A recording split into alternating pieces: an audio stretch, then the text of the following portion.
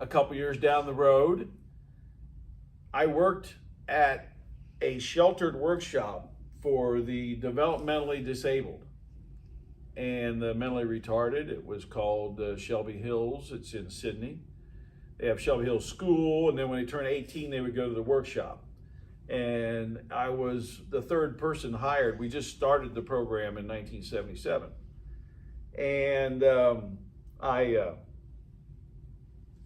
it was a wonderful work of mercy. I always thought you're helping the poorest of the poor. I mean, it was a wonderful thing, and I knew I was doing good work. But I just started having an interior feeling that God had something else for me. I really couldn't put my hand on it. I just had this feeling. That's all I can say. And wasn't urgent or anything, but it was just. And so in my morning prayer, in those days, I would take a morning prayer time in my bedroom. I had a nice chair, and I would sit there, and I'd take about an hour every morning for prayer. I'd read scripture and do formal prayers, but just do all kinds of things in my prayer time. And one of the things I did every morning was that, Lord, what do you want me to do? I had no idea, none. And I asked the Lord that question every day. Every day I would ask him, what do you want me to do? Silence. Nothing. I didn't get any answer for over a year. For over a year I asked the same question. And you just wait. But I still had that urge that I think there's something he wants me to do. I didn't know what it was. And then on May the 18th, 1981, I said that prayer. And as soon as I said it, he answered me as clearly as I'm speaking to you. I said, Lord, what do you want me to do? And he said, I want you to go to Lehman High School and teach religion.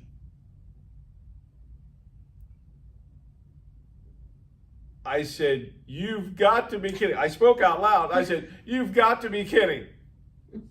I mean, it was so clear. I did not hear it with my ear, although I've met two people who have heard God speak to them audibly in my life. Different stories for different day.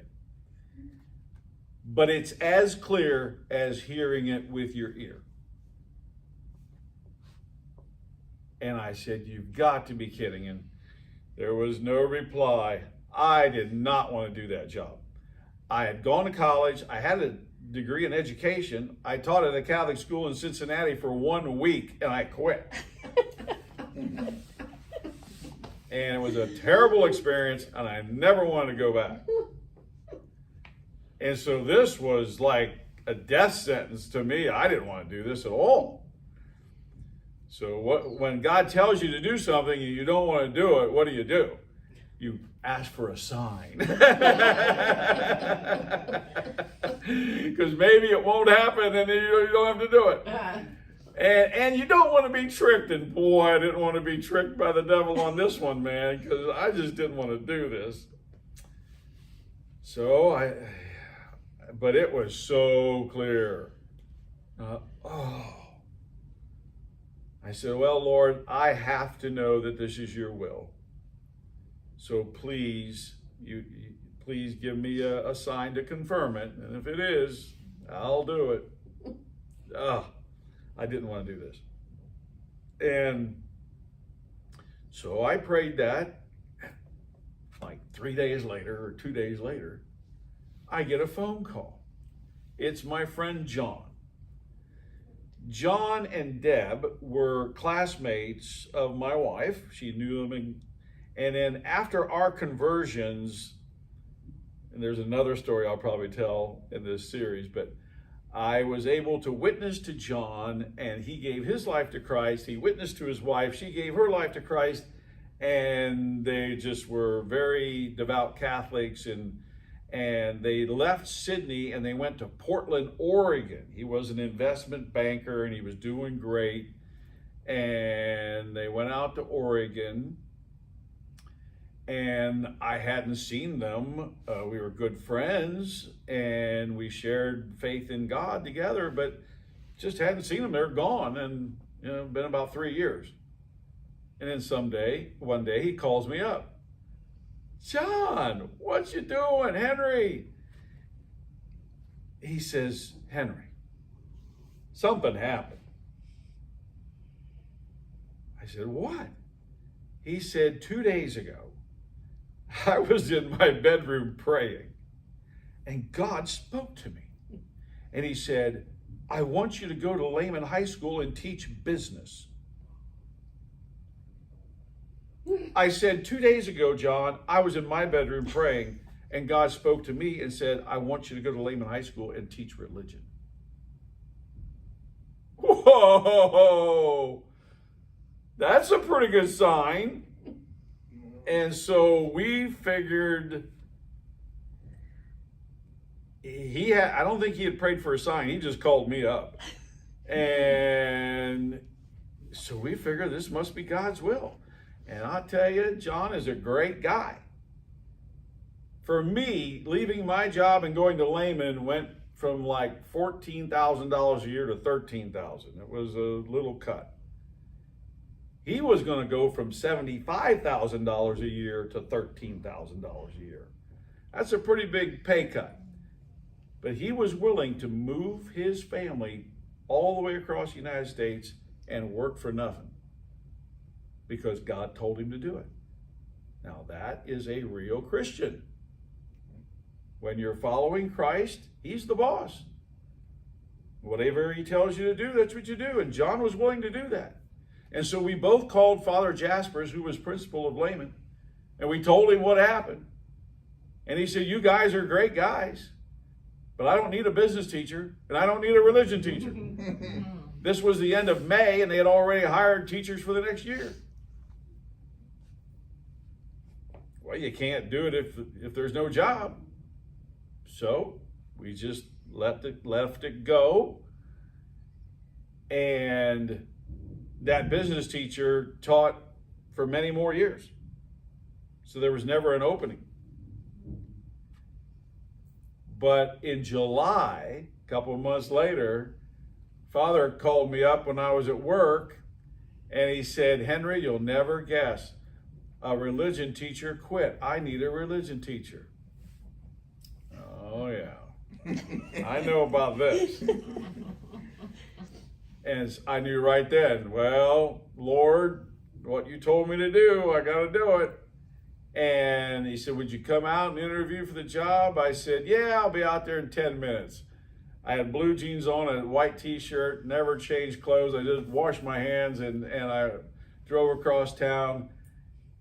Typically, I've watched teachers come in for interviews, they got a nice dress on or they got a suit and tie on and stuff, and they're all sitting there dressed real nice, but I'm coming in with blue jeans and a t-shirt because I know they're going to hire me. And I answered all the questions wrong. And I told them that God had... Oh yeah. I mean, who goes into a job saying, oh yeah, a couple of months ago, God told me you were going to hire me for this job. And I told them that, and usually they would say, goodbye, nut job. Yeah, for sure. Nut job. And, well, can you teach some other subjects? No, God told me to teach religion. That's what I got to do. I mean, it's just, and because I knew they were going to hire me, and they did. I ended up teaching a few other subjects as the years went by, but it was funny. And the point I want to make there is, one thing is, what about John? God didn't want him to go to Lehman. He told him that as a way of confirming that he wanted me to go to Lehman.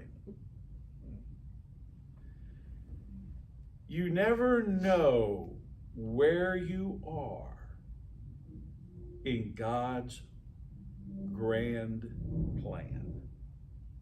There's billions of people before us and after us and with us right now. And He has infinite knowledge and we have finite knowledge. And when people say, well, why did that happen? Why me? Don't ask. Even if God told you, you wouldn't understand it. God's thoughts, Scripture says, God's thoughts are way higher than our thoughts. We don't see the whole thing. We don't hardly see any of it. John, God spoke to him for a specific purpose. And it wasn't what he might thought, to go to layman and teach. That wasn't it at all. So how should we live life? Do whatever he tells you. That's what Mary said. Do whatever he tells you. If God tells you something, act on it. To the best of your ability, act on it. You don't need, you have no idea how it's going to turn out. You don't know where you are in the process. Which brings up a story I wasn't going to tell, but I will. I picked up a hitchhiker years ago in Dayton. I was coming home to Russia, and I said, I'm only going about 20 miles. I'll have to drop you off at a town called Troy. He said, that's fine. And we talked quickly. He was a young guy in his 20s, early 20s. He was coming from Miami Beach and going to Detroit. He said, I'm doing great. He said, my first ride took me from Miami Beach to Atlanta. He said, then I got a ride from Atlanta to Dayton. Wow. So from Miami to Dayton with 2 rides. Fast as he could drive it, And he said, now you've picked me up. I said, well, that's great. And I hope you make it to Detroit, before too long. Well, you get in the car with me, we're going to talk about the Lord. That's just the way it is. And so I usually start with a question. Do you love Jesus? That's a great way to start with anybody. Do you love Jesus? If they do, well, you just rejoice. And if they don't, well, now you get a chance to tell them why they should. And I said, do you love Jesus? And he started crying. I mean, within moments, he starts to cry. So what's wrong? He said, the guy that picked me up in Miami, when I got in the car, he said, do you love Jesus? He said, the guy that picked me up in Atlanta, he said, I got in the car and he said, do you love Jesus? He said, now you're the 3rd guy. And you said, do you love Jesus? He said, I think God is trying to talk to me. I said, he sure is. He sure is. He said, my grandmother called me before I left. She said, I want to be praying for you on your way home. But what about the guy in Miami? What about the guy in Atlanta? I was able to witness to this young man and lead him very much closer to God. But they never saw that. And they won't know that until the day of judgment, when everything is revealed. I bet they're going to have a good laugh. I was the first one to say, do you love Jesus? See, you don't know where you are. You may try to do something for God, and it looks like you didn't get anywhere. But maybe there's somebody else going to build on that. Somehow, some way, God could use that. So the thing you do is you simply do God's will as best you know it, and let all the results up to Him. That's what Mary said. Do whatever He tells you.